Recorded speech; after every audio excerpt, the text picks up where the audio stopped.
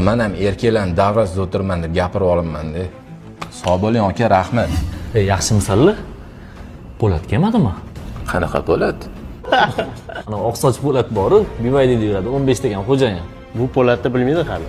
Uni aytdim aka, birinchi kuni kelganimda o'tkazib olib, shunaqa gapirdi. Tualet hoziyamman, hamma narsa mendan bitta gapirib, 1 oy oyligini berib qo'yib, 3 oy ishlataman dedi. Hayron qolman borib. Ha, charchamayapsizlarmi? Nima gaplar?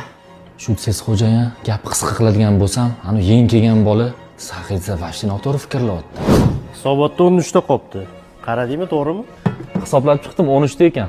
Akalar, men yeng kelgan pajaring shlankalarni qatga qo'ying. Bo'ldinglarmi? Hamma narsani qilib bo'ldinglarmi? Tez yig'ishtirib do'konni yopinglar. Siz menga qarab oring.